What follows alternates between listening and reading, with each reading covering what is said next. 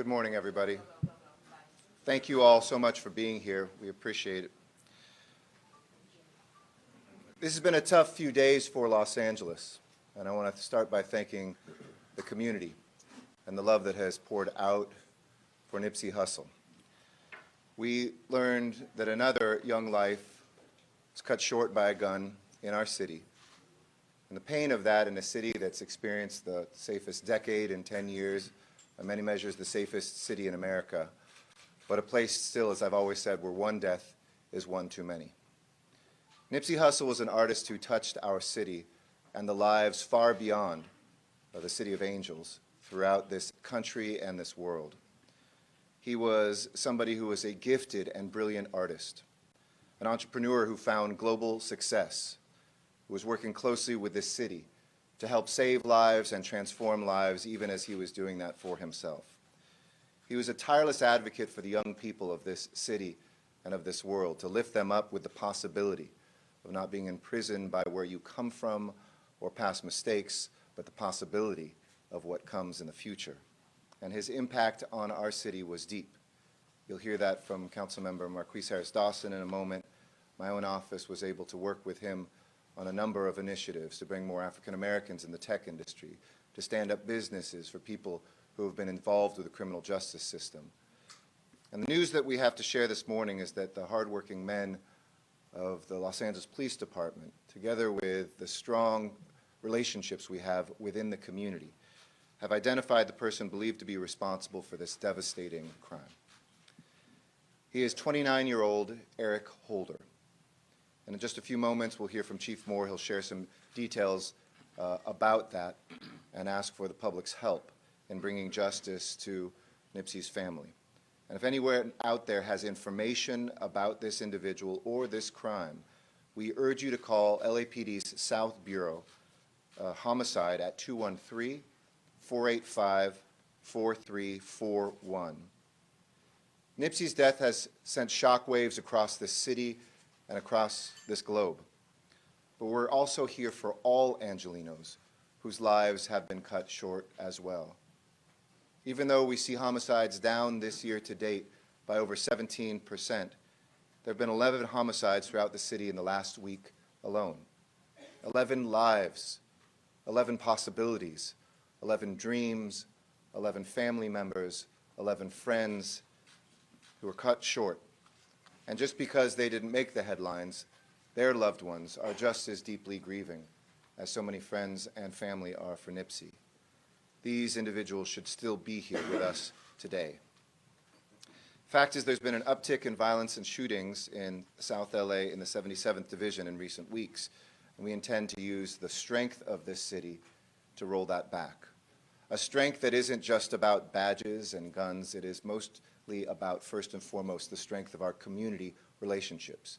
Yes, of course, with the police and from the police, but the churches, the community groups, the neighbors, our gang reduction and youth development intervention workers and prevention workers who know the names after many years of work of people who live and play in parks in these neighborhoods, who go to school in these neighborhoods, who earn their living in these neighborhoods.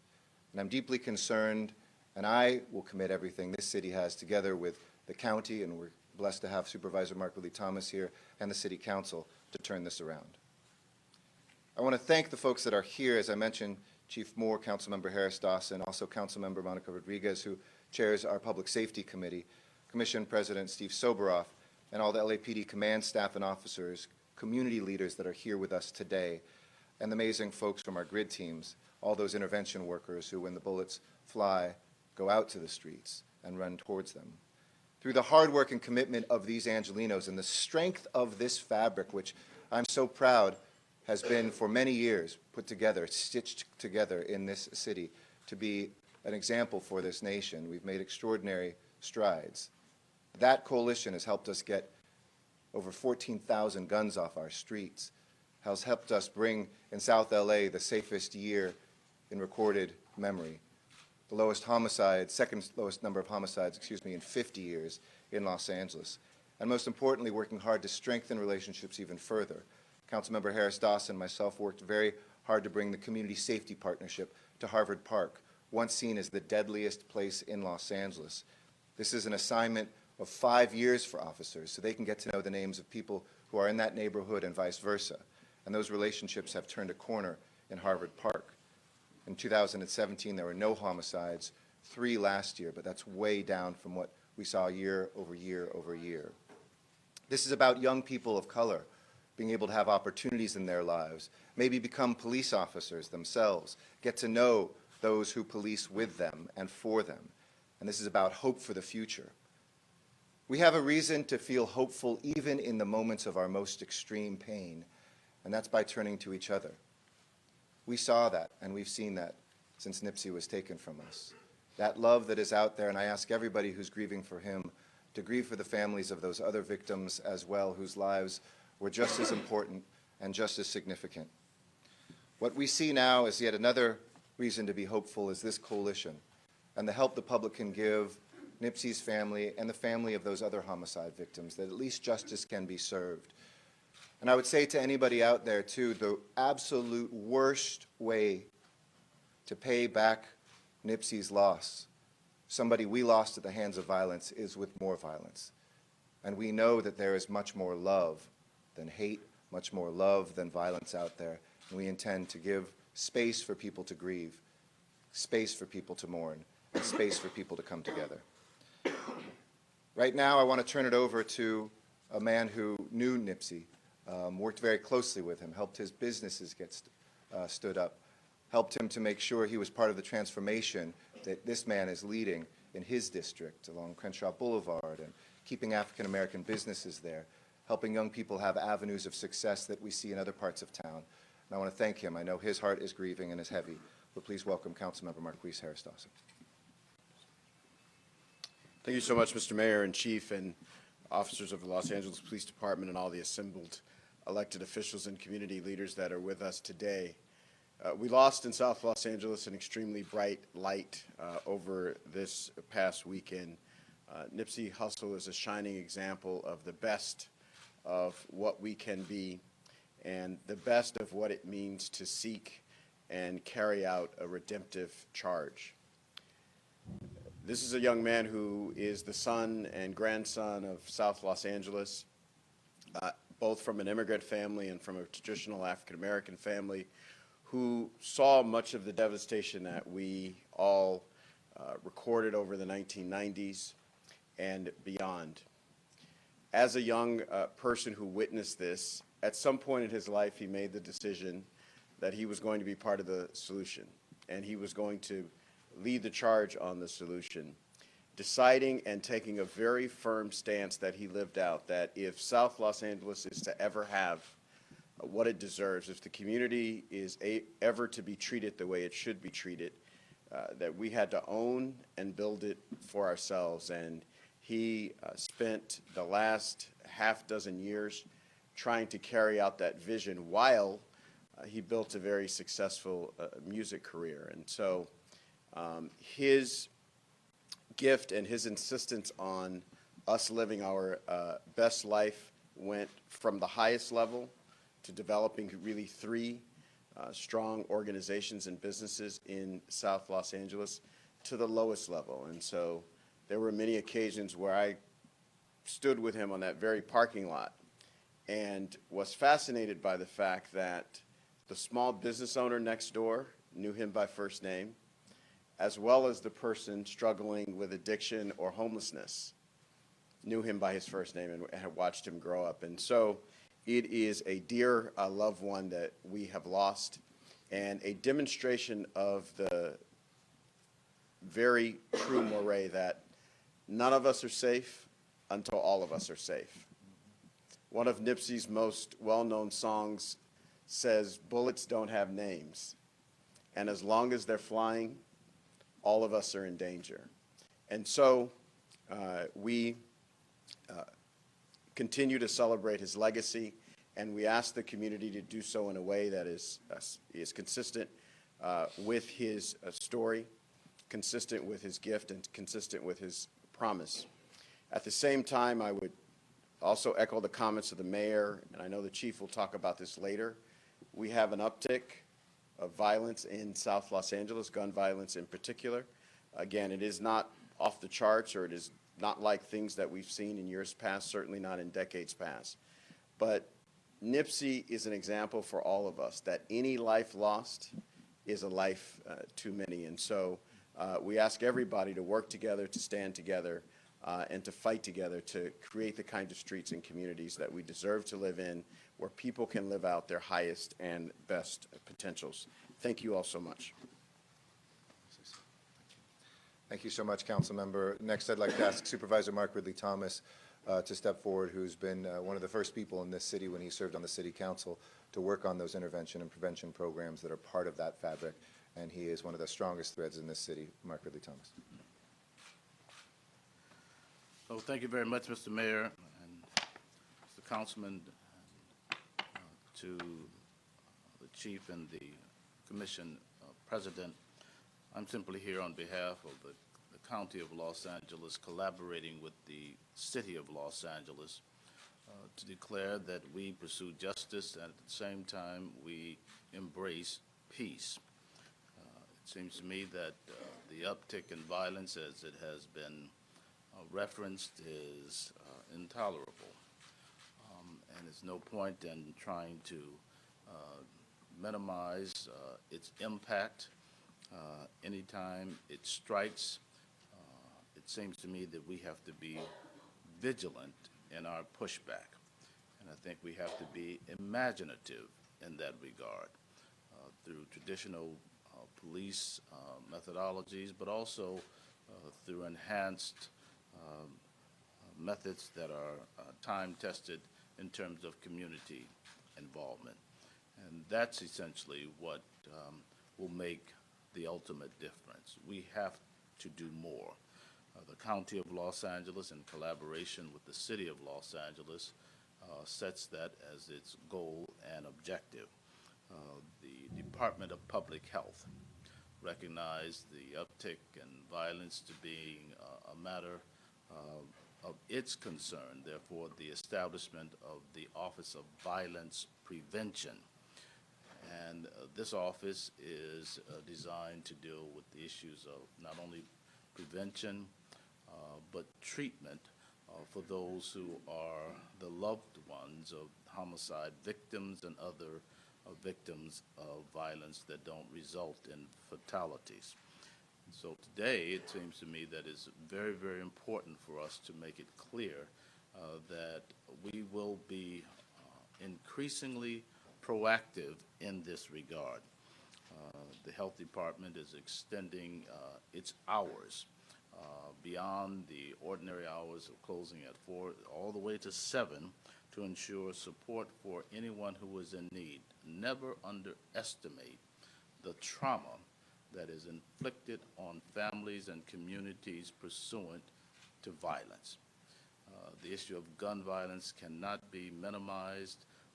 We teach, we preach, we practice the notion of controlling this phenomenon. Now, it seems to me we have yet another opportunity to accelerate in terms of what our commitments are. And so this coming Friday, the 5th, will be more announcements in this regard that were frankly already in place prior to this tragic death that we focus on today, but essentially to say that our work is cut out for us and we will not shrink.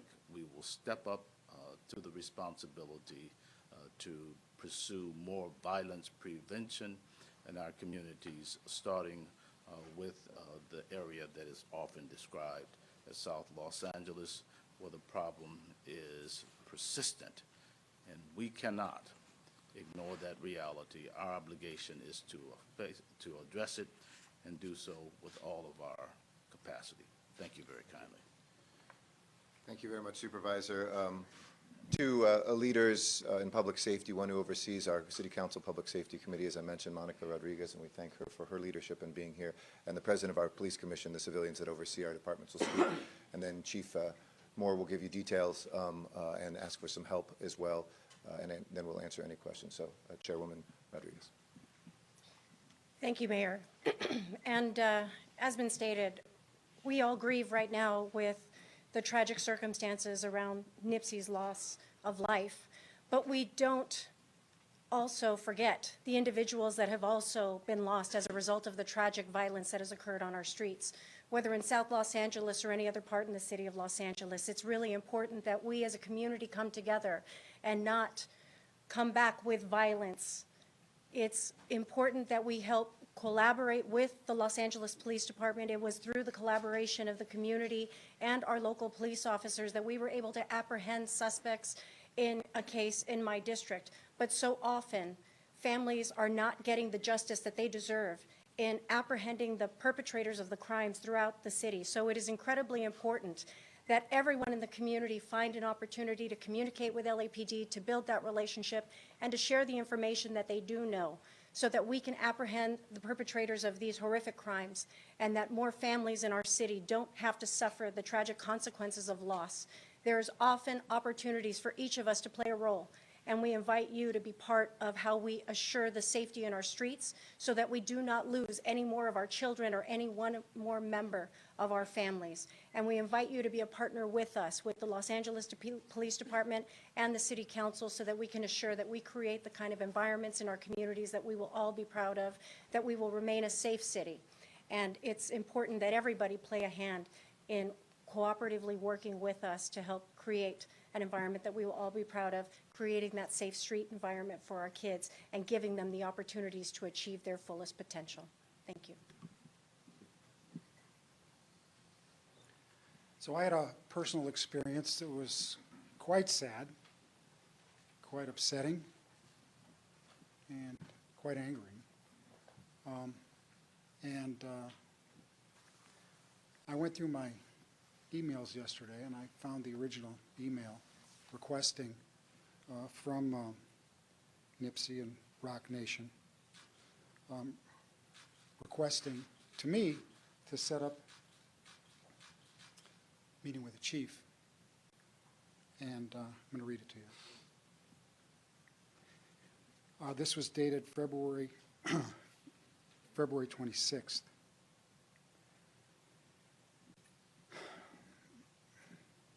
Our goal is to, was sent to me, our goal is to work with the department to help improve communication, relationships, and work towards changing the culture and dialogue between LAPD and the inner city. We want to hear about your new programs and your goals for the department, as well as how we can help stop gang violence and help you help kids. So it takes time to set up meetings. We did. It was set up for yesterday. And the chief called me on Sunday and told me, this was 15 minutes after, that Nipsey Hussle had been assassinated, been murdered. I was ready for the meeting. I was excited about the meeting. Here was somebody coming in to say, how can we help? How can we be a partner?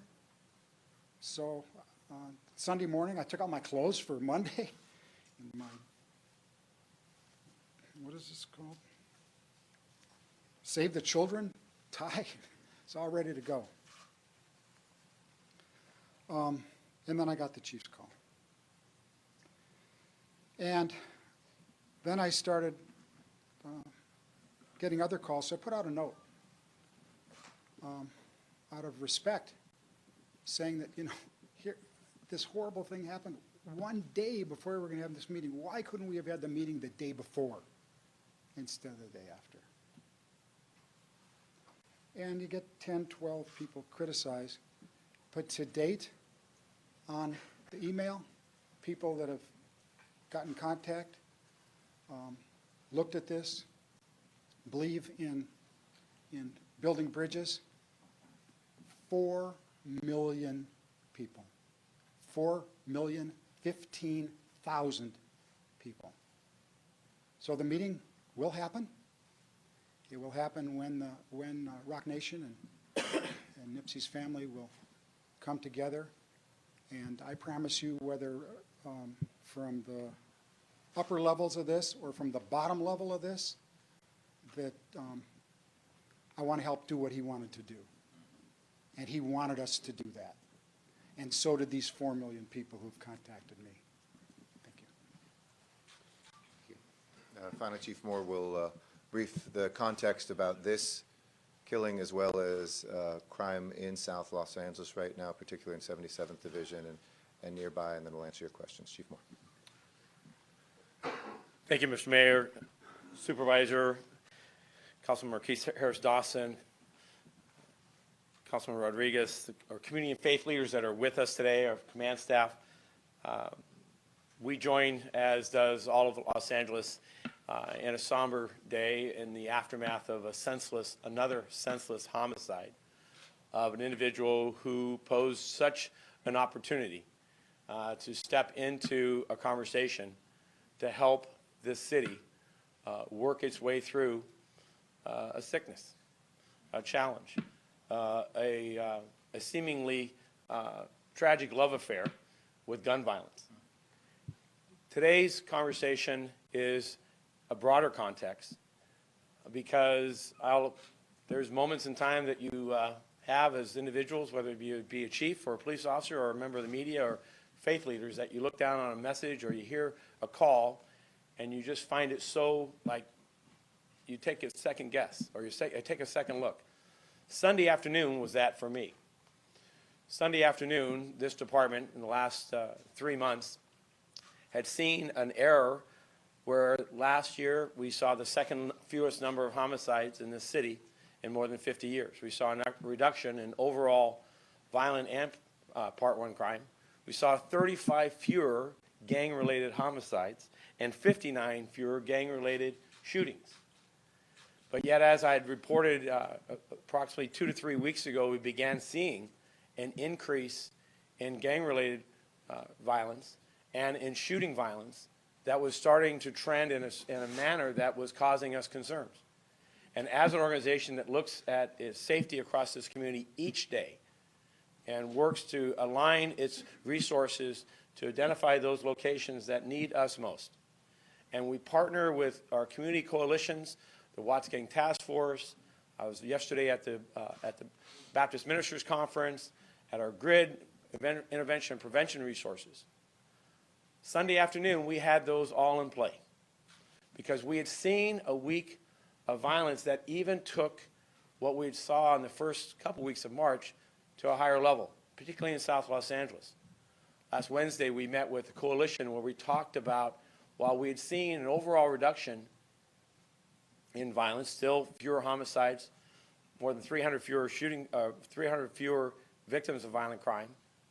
We had seen a recent increase in shooting violence in South Los Angeles, in 77th, and particularly impacting African-American men. And it was causing us growing concerns, and we needed those coalitions, those faith leaders, those members of the public that are working to be peacemakers in our communities. We need them to step forward. And Monday, while I was not picking out my clothes on Sunday, I generally wear a pretty pre-designed outfit. But on Sunday, I was looking forward to the Monday conversation because yet it was another opportunity for this department to find ground in which and strategies and advocates and people in our community that could step into a conversation of how to stem this violence. Today, we still are below our all-time highs, but Nipsey Hussle represents the enormity of the lives that we have lost. And I felt, as I looked at that message from LA Fire, that told me we had 3 additional shooting victims that had just occurred at Slauson and Crenshaw. And I began that message as I was reading it, standing on the street, exactly where I was at. And then I saw the name Nipsey Hussle, and I looked at that again, and I looked at it again, and it was like, I could not believe it. It was like, it just drove the added violence even that much more severe. So I am devastated with that because this is a voice that was trying to help and was investing in his communities. But I'm also here with an air, because on that Sunday earlier that morning, I was with my wife, the New Christian Memorial Church in Pacoima, where Senior Pastor Sandra Croce stands as a bulwark of peace and of finding community safety. And I'm encouraged by that message that Sunday morning of renewal and of not giving up and finding hope. And today, I'm going to talk momentarily about where we're at on this investigation of the man we believe responsible for the killing of Mr. Hussle. But I'm also encouraged by what's happened since this shooting, what has continued over the weekend and into this morning. And that is the community coalitions, the Watts Gang Task Force, COCA, the Nation of Islam, faith leaders, community advocates, grid interventionists, preventionists have stepped up on double to not allow this to be hijacked by an individual who would want to exact further violence. I'm also thankful for the men and women of LAPD who have done on parallel course. They have investigated this and aggressively, relentlessly, utilizing witness statements, video evidence, crime scene investigations, and we have identified to this point, based on what we know, the individual we believe responsible, and I'm going to provide that information. But simultaneously, our men and women have been in our communities, not just on this shooting violence, this homicide, but other violence in 77th and in South Los Angeles to try to quell further acts. And they have been so while facilitating a vigil on what I believe is sacred ground. And last night, as we saw the night before, with such emotions and such high intensity of people grieving, we can see instances in which turmoil or altercations or fights will erupt. And I'm proud of the men and women of my department working with our faith and community leaders who have facilitated those and at the same time did their best work to provide for the safety. And last night was the most recent example, and today we have redoubled and gone back at this again to have this a community-led vigil. And for those that would attend, now and in the future, I just ask for you to bring peace. Bring peace. And not allow this sacred ground to be the site of any further violence. Now, regarding where we're at on the homicide and the tragic death of Nipsey, we provided a press account last night. Following our investigative efforts, we are currently working with the District Attorney's Office to seek the necessary information to obtain a warrant for his arrest. But we believe with probable cause and a degree of certainty that on Sunday at about 3:20 in the afternoon, Nipsey with two other males were standing in front of his store, as has been reported. That Mr. Holder walked up on multiple occasions and engaged in a conversation with Nipsey and the others that were there.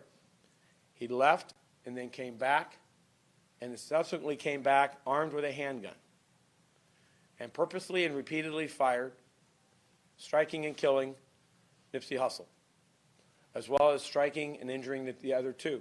One requiring them to be hospitalized or transported to a nearby hospital, the other suffering a wound but was treated at scene.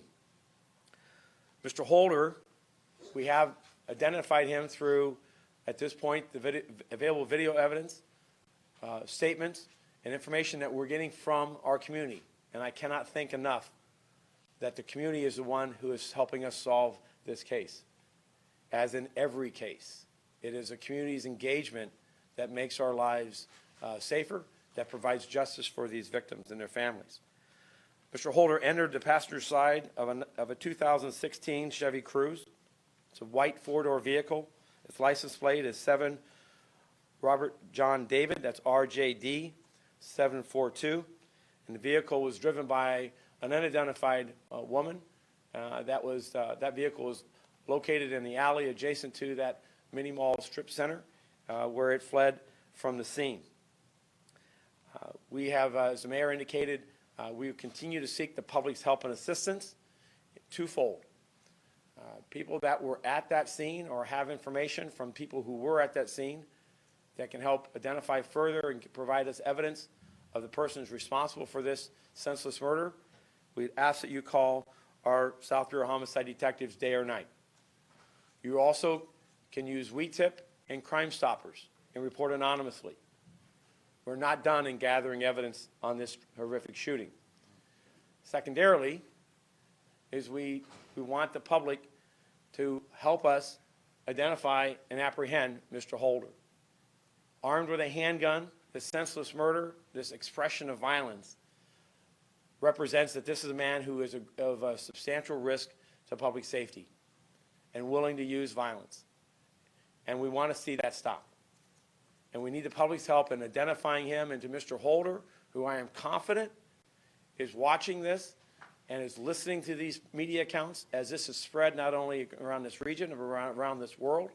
I ask him to surrender, to find a local law enforcement agency, to go to a station and surrender, and to defend himself as he feels appropriate, but to stop this mess, to stop this from continuing.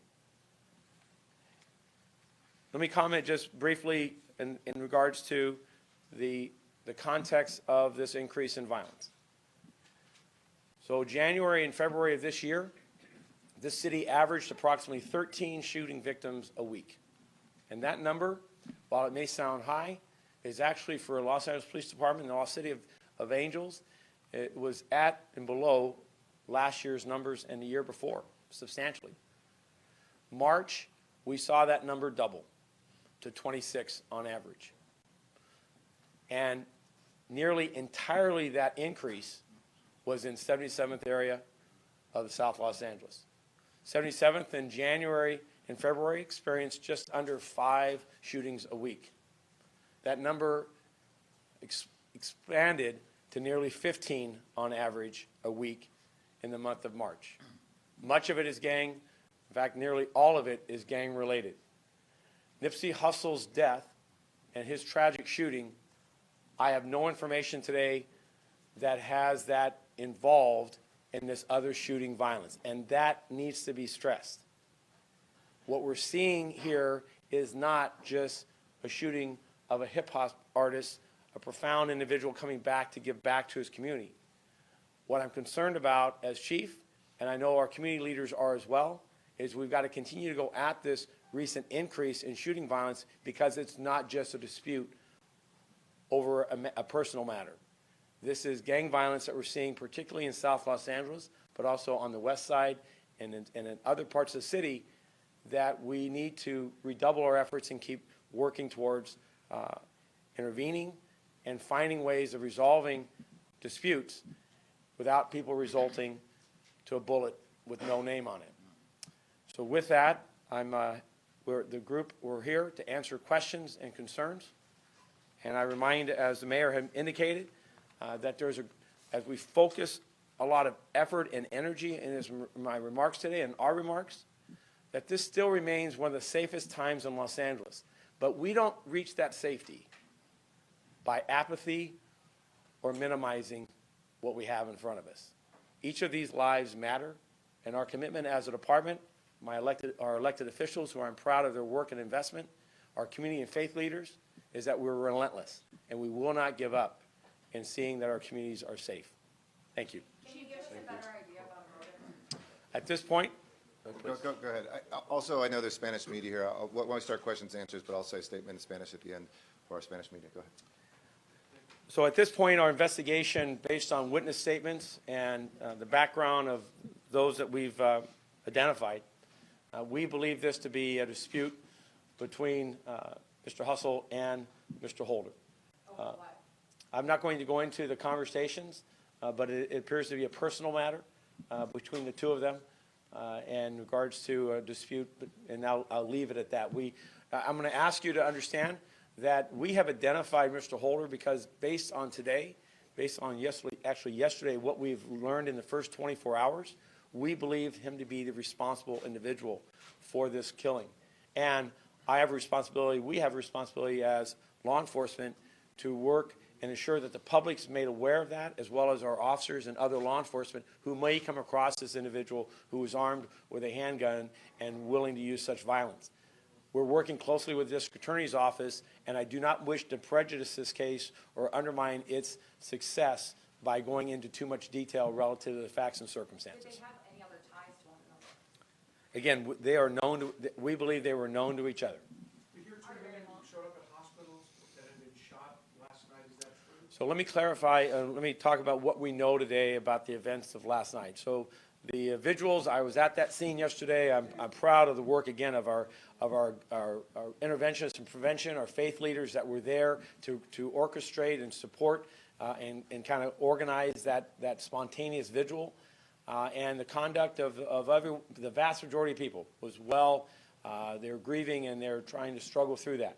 About a little after 8 o'clock last night, it appears, based on the information we have today, that an individual in the crowd was armed with a handgun, that he produced that handgun as a means of displaying it or brandishing it or showing it.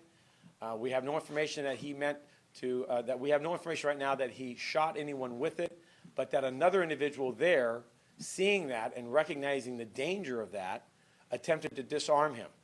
And in that struggle, that caused obviously panic in that group of hundreds of people, and a cascade or stampede, if you will, of people expecting, hoping to leave and not suffer any injury.